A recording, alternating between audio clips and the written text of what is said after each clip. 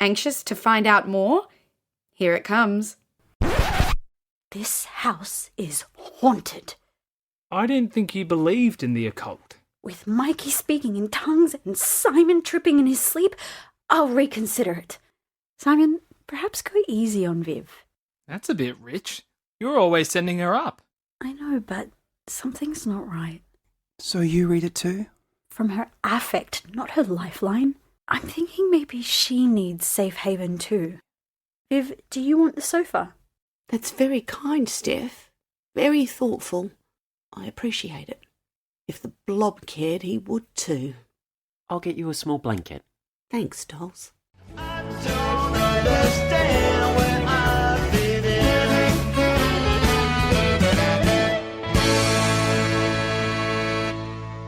Friends of Dorothy, Episode 6, Fusion, by David Rector. Still Sunday morning, now just after 8:30 a.m. Viv is curled up on the sofa, snoring loudly. Simon emerges from the bathroom in his kimono, looking refreshed. He skips into the kitchen and quietly begins making breakfast. Mikey comes out of his bedroom, dazed and unkempt. Sigh. Yes? No wonder the blob works nights. That is some almighty racket she makes. Viv is a damaged soul who needs love and care. Okie dokie. Just an observation. How are you? Fine. Another sleep, another night terror. You? Other than evidently blathering on like a complete nutter, I'm just fabuloso. The subconscious is weird and wonderful, huh? I'd like less weird and more wonderful, thanks.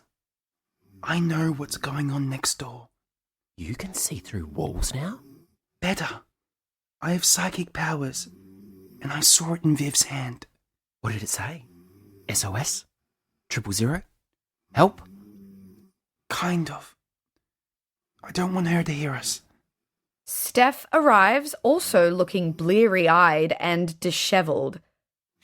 Gee whiz, you look like you were dragged through a bush. Sideways. Cease and desist, Mr. Space Invader. You're no oil painting yourself. There are no more sides for you to get out of your bed. They're all wrong. I'd stay there if I could, but our next rally won't organise itself. Down with the patriarchy. Burn all men at the stake. Are you offering? Steph notices Viv's snoring. You could use her for the last post on Anzac Day. Viv is a damaged soul who needs love and care. That was nice of you to let her stay. You haven't still got that fever, have you? Here, let me have a feel. Back away, please. That brute is still on you. Mikey comically twirls away. Simon leans in to them both. Viv's in danger. She's not safe next door. She lied to us about the blob not being home. How do you know that? He never goes out. He either works or sleeps. As she tells us, the blob is as the blob does. Very good, Steph. Can you do Joan Collins or Phyllis Diller? She told us she wrote a note for him so he wouldn't worry. So? She didn't have time to do it. She was pounding on our door within seconds of the ruckus here. So? Maybe she used shorthand. Steph's right. She was very cagey, and we all heard those noises coming from next door. So? They definitely came from within the house. He must have been home the entire time. So? Is your needle stuck? She was getting away from him. What are you going to do? Me? I don't know. We don't have any proof. When I read her palm, I noticed there were bruises on the other arm. Maybe she's accident prone. She's not you. No, women assert that as a form of denial. I suspect he manhandles her. I quite enjoy a bit of manhandling. Wife beating is no laughing matter, Mikey. We don't know if it's that, but it might explain why she's here all the time. The snoring stopped. Let's change the subject. So, William, what do we make of his beard? He doesn't have a beard. In fact, he has the smoothest skin I've ever seen on a male. I'm absolutely green with envy. Mikey is crudely inferring that Georgia is a deceptive strategy to hide either his or both of their true homosexuality. Yes, that. I think we've scared him straight. We've done no such thing. He's bisexual. There is nothing noteworthy about her presence. For all we know, this is his courtship ritual de rigueur. Steph, it's Sunday. Talk normal. Normally. Sorry, I don't buy it. Get it? Buy it? Very droll. This is business as usual for him. But he said he doesn't even kiss or cuddle with her. Just sleep. Ugh, sounds pretty boring to me. So, no sex? Just friends who share a bed. Not even foreplay? By definition, if no sex, no foreplay. Why would you need it if no sex to follow? Morning, ducks. I heard some sassy sex talk. Surely not before breakfast. What, the act or the discussion about it? Now you leave that nice boy alone, Mikey. He's still figuring himself out. So now you're an expert on sexual preference development. Oh, crikey, no. But I know shyness when I see it. So Mikey's off the hook. He'd hump a letterbox. I would not. Maybe the postman. On a dry week. Steph, I want to thank you for the bed. It was such a sensible and kind idea. Now, let me help with some chores to show my gratitude. Don't you want to get home to your husband? He'll be out like a light for hours. I'm expecting a true blob all day after his gallivanting last night. William and Georgia enter. There was plenty of gallivanting here last night too. That's the ticket. You're only young once. I thought you told them. Numerous times. But you look so good together. We're not having intercourse, not making love, not having a quickie, not courting, not going steady, just lying together and being in the same bed. To sleep, of which we got about 45 minutes without interruption. Chatty enough for you now, Viv? Next time, my place, Will. Can I take a shower, please? And I noticed a hairdryer. Can I borrow it? Sure. Be my guest. I won't need it today. We're sorry, William. I was hoping you'd find someone. I'm not particularly looking. Sharing a bed is nice. Beats sleeping alone. Somebody mention beats? The living room, 9:30 a.m. All the lights are on. The washing machine spins loudly. The hairdryer is heard from the bathroom. Viv uses an electric can opener. Simon waits by the toaster. Steph is standing in the lounge in front of a pedestal fan. A loud bang is heard. The lights go off. The fan stops. The bathroom goes quiet. Steph, Simon, and Viv look around. Your hairdryer's busted! Mikey wanders out of his bedroom, shaver in hand. This is useless. My beard is tougher than my shaver. My face murdered my appliance. Hey folks, sorry to say, but we blew a fuse. I did tell you the vibrations were really disturbed. Back to the house of woe. Mikey is on the phone. Steph wanders in with wet hair, looks unhappy. William tackles the laundry. Simon tidies his area. Viv potters in the kitchen. Steph studies Mikey's words. Uh-huh. Yep. Uh-huh. Yep. Uh-huh. Okay. Uh-huh. Okay. Ta. Bye. So? Auntie Sharon said to call an electrician. I thought that's what you were doing. I wasn't sure what to do first, and my auntie is the smartest person in the family. So, not a high bar then. Where's the lease? Why? We can't move out. We're only 6 weeks in. No, attached to it was the list of emergency phone numbers. It's Sunday. No agent and no power. Can't we live without it for a day or two? Yes, like the Amish. Or the commune I lived on when I was a kid. No refrigerator, so no food. No TV, no lights, no appliances. Shall I go on? No, you had me at refrigerator. We'd better attend to it straight away. It's going to cost. Big time. But I agree. I find tradesmen very sexy. I do like a man in uniform. preferably out of one. Quelle surprise. Here it is. Okay, I'll call. Steph stretches the phone away from the others, dialing. I'll sort the washing out. A load to be done. And a wet one as the machine died mid-cycle. Should we say a prayer for it? Bring it all over to mine, ducks. You can use my washer and dryer. They get lonely when they're not being used. New clothes to spin and tumble. Thanks, Viv. But won't the blob mind? Well, I won't tell him where it's from. Just help me over to mine, lovey. Maybe use 2 baskets. The door is stuck. I can't budge it. Oh no! My poor pyjamas are trapped forever. Goodbye, my lovelies. I wore you well. Once the electrician's been, it will open. We should be more worried about a fridge full of food. Especially the freezer. My steak! My toast. My face. My hair! I look like I've stuck a finger into a power socket. So it was you that blew the fuse. Seriously, I need to get going. Will, I'll call you later. You don't need any more people in the house now. Oh yeah. Our lease says only 3 occupants. One of us will have to hide. Oh, no more hiding. I don't need new nightmares. Steph will have a plan. She always does. This was a sign. William and Viv exit. Mikey is distracted.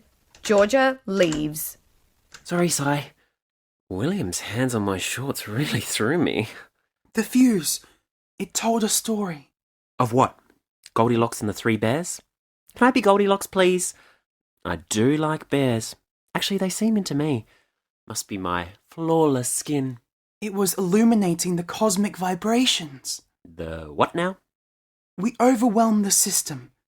My nightmares, your talking, the attempted coupling of William and Georgia, and Viv and her fate line. Did you swallow too many of your tea leaves by mistake, Si? I may not be the brightest bulb, pardon the pun, but what are you on about? Steph hangs up and eavesdrops on the end of the conversation.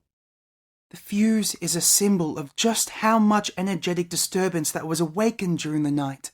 Well, I was the only one who slept. Not entirely accurate. You were rattling off pop songs, pieces of trivia, and platitudes. Oh, and where to kiss in the library undiscovered. You most decidedly contributed to the angst. So you do believe me in my theory, Steph? Not for a moment. We were simply using too many appliances at once and poof! I wish you'd leave me out of it. So what gives? A Sparky is coming within the hour. It will cost an arm and a leg, but we have no choice. An hour? But I'll never be ready in time. What do you need to do, Mikey? We have no power. I have to make myself presentable. Never gonna happen. Anyway, he's coming to fix a fuse, not fix you. Seriously, we have to get cracking. Simon, there needs to be no trace of you here. Are you throwing me out? No, silly. She means we have to move your stuff. Yep, 4 becomes 3 again, for today. And make sure Mae West and Dolly and the rest of the menagerie are out of sight. William will be back from Viv's. What do we do? No worries, I'm going to my group for a couple of hours. I guess one of us could pose as Steph if need be. Si, you're the closest. I have no time for your misogyny today, Michael. There's 3 on the lease, 3 of you here. A Sparky won't care who you are. No, but he might care what we are. Yes, we'll have to remove anything gay or lesbian from view. Or bisexual. Whatever that might be. Just tidy up, no need for drama. 10:15 a.m. Mikey and Simon, causing lots of drama. What are we going to do with your mattress? Mikey and Simon carry the awkward object into William's room. They struggle to get the lumpy piece under his bed. Mikey, just to the side. Check that corner. No, side. Over there. Where's the best place for the divider? The pair humorously maneuver it to Steph's room. She'll use it. Doesn't like to see her own body. The hapless duo are back in the living room with Simon's possessions. I'll get you a box. Or 12 for your stuff. Can you give me a hand with all the dresses too? Frocks? Sure. Although quite where to put all your odds and sods, I have no clue. My closet already runneth over. The pair now in Mikey's bedroom with a pile of belongings. Wow, all these duvalakis. So many baubles, so little time. You could open your own shop. Oh, I couldn't do that. Some of it was pinched. I wouldn't do readings with stolen property. You naughty Nelly. A blanket will hide it all. 20 exhausting minutes later, Mikey and Simon are resting after their efforts. William is tidying the laundry and the kitchen. I don't know why you two have knocked yourselves out. The guy will just want to get the job done. They can be very judgmental. I've known a lot of tradesmen in my travels. Half your luck. Yes, I've had some pretty dirty looks and unkind mutterings when they've seen me in my regalia over the years. He's not going to need to see everybody's room. True, and the fuse box is only in one room. But which one? Oh no, all my paraphernalia. I think you mean paraphernalia. Yes, that. Mikey jumps off the sofa, charges into his bedroom. Simon too. I know where the box is. Guys? Mikey's bedroom. Oh, Mikey, you can't take down your posters. Sorry, Andy Gibb, John Travolta and Grant Kenny. I'll bring you back when it is safe to do so. Oh, the Iron Man champ. Yes, he is a cutie. Kermit the Frog is a cutie, Si. Grant is a stud, a complete hunk. Oh, I'd do a marathon with him. Don't remove anything else, Mikey. Just the camp, the kitch and the puffy. But that's all your stuff, isn't it? Ouch, Si. I'd slap you silly if I thought you were trying to be mean, but I see your point. More than anyone. I know we hide who we are so much of the time. I wish we could just be who we are. Why do you think I sing and drag? For the frocks. We're constantly boxing ourselves up to survive. I definitely need more boxes. You do too, Si. Did you notice if Steph had anything to hide? The Doc Martens and the overalls won't look out of place. But the posters of Kate Bush, Debbie Harry and our Livy might. I didn't know Steph was into Olivia Newton-John. Oh, huge fan. Grease, Xanadu and physical. I did suspect Steph was a marshmallow wrapped in a hard candy. Her entire aura is very complex. I hate to ask what I am. A Big Mac? A lollipop? You've a bright aura. You're a ray of sunshine. Si. I thought you'd say an all-day sucker. Exterior, the courtyard, 11:15 a.m. Mikey and Simon are sitting on lawn chairs looking back at the living area and the tradesman talking to William. I don't see why Steph didn't leave me in charge. Maybe she wanted to spare you the stress. You are sweet, Si. But Steph isn't. Let's face it, I'm not great under pressure. But I am on the lease. That tradesman looks a bit scary, so maybe I'd have gone all wobbly. Then again, if he'd been a hottie, I would have gone weak at the knees. So, 6 of one, half a dozen of the other. You just never know when a homophobe is in our midst. I get quite dark, prickly vibes from him. I can feel his aura. From all the way out here, you're good. See the way he stands a little too close to William? He's a bit imposing, but notice William's body language. He's not combative, but he's also not subservient. Good eye contact. He's definitely holding his own with that man. Si, very insightful and a bit sexy. I do find William very square, clean cut, but solid. Oh, he's handsome. You don't think he's cute? Oh, in Clark Kent kind of way. Needs a bit of roughing up, you know? Do you fancy him, Si? No, he's a flatmate, but he's pleasant to look at. So is my Auntie Sharon. What's your type, Si? A little older, taller, a bigger build. Oh, a sugar daddy then. Muscle Mary.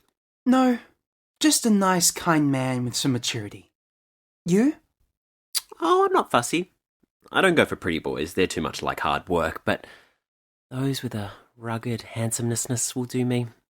I like my men to be manly.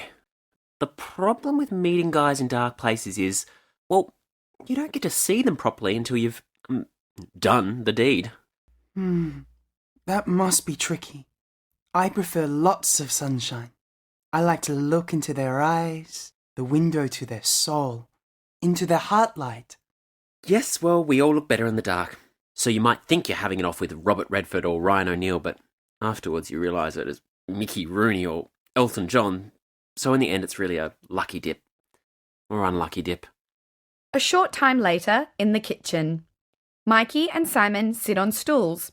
William stands facing them. Look at me. I'm half queen, half beast. So he swapped the blown fuse, but bad news, guys. The whole electrical board needs replacing. It is older than Methuselah. Is that the tired old magician always on TV? The landlord will need to approve and organise it, and soon. Right now, if one too many appliances are switched on, it could blow again. So, what do we do until it's fixed? Live simply. I can do that. I've lived in a cardboard box and a tent, and I've shared with hippies. Don't they use electricity? And how do they get their hair to look that way? Mine is lifeless. I suggest no laundry, no TV, no fans, only essentials. No toaster, shaver, or hairdryer. So no blowjobs? What? Somebody had to say it. Not necessarily. Only you, Mikey. We're all girls here. Have I offended you? It takes a lot more than that to ruffle my feathers. But I don't think of myself as a girl. Was that electrician nice to you, William? He looked a little fierce. He was okay. He came, he saw, he fixed. He came, you say? He didn't look too warm or fuzzy. Simon smelt his aroma from the courtyard. No, I felt his aura. I've known guys like him. Just out of curiosity, how did he smell? Like everybody else? So, we've met Georgia. But what sort of guy do you go for? Quiet and enigmatic. That doesn't tell me anything. Sunday afternoon, 4 p.m. Simon sits cross-legged on the beanbag. Steph and William on the sofa. Mikey paces. It might take a few days to sort. The owner, the agent, the contractor, us. But I can't live without my niceties. You will. Just imagine we're in the army.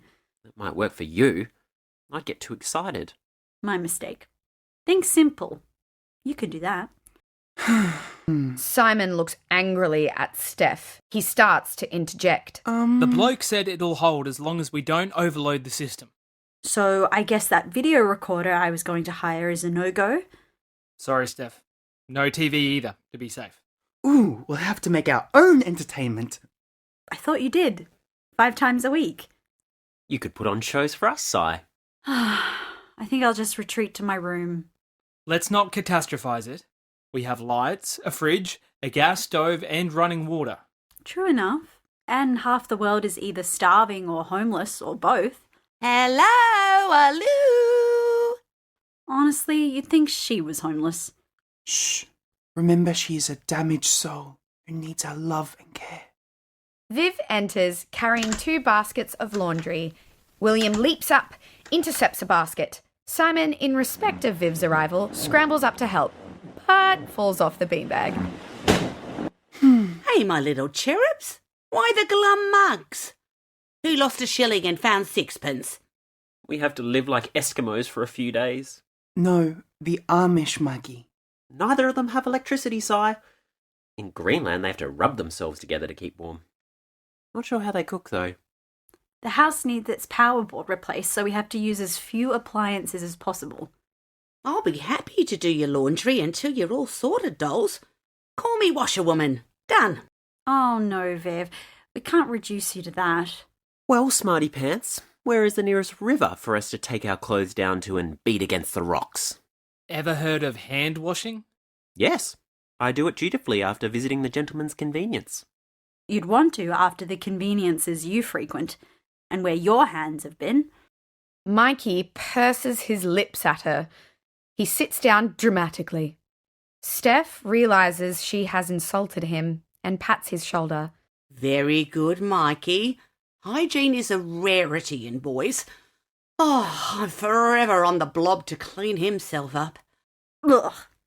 Steph shudders. Ugh. Simon returns to the beanbag. If we had a clothesline for the courtyard.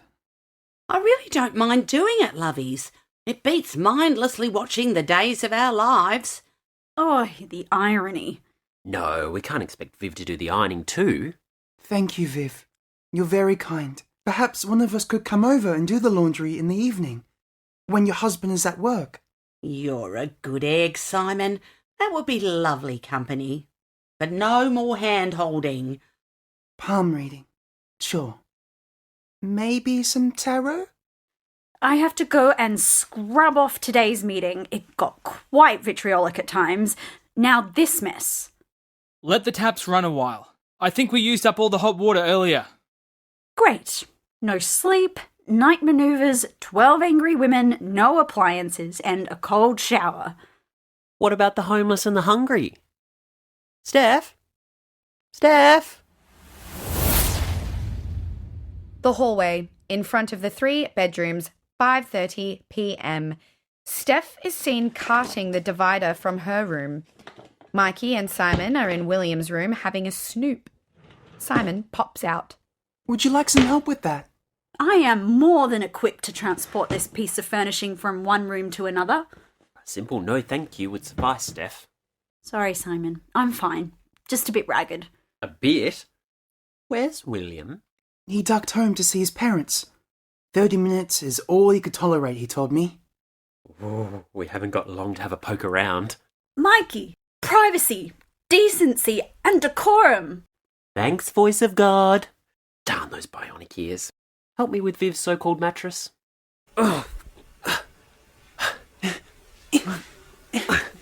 As Betty Davis would say. What a lump. No wonder you had night terrors on this thing. Did it feel like it was gobbling you up, Si? No. Having spent many nights on cold floors, carpets, and camp stretches, this was pure luxury. Oh, Si. A camp stretcher would suit me. They're always so narrow. I like to sprawl. Spread your legs and push through the knees. That's a new one for my repertoire. The pair comically shift the mattress, bumping and scraping. Mikey, just to the side. Check that corner. No, Si, over there. Yeah, I'm trying to. Can you lift a little more? Oh. What are you boys doing? Inventing a new dance. You've heard of the bump? Well, this is the lump. Question asked, question answered. No, is it prudent to schlep all of Simon's accoutrement again when they will only be required to be transitioned again, potentially multiple times? Got most of that. Please don't tell me I'm moving out. Relax, Simon, no.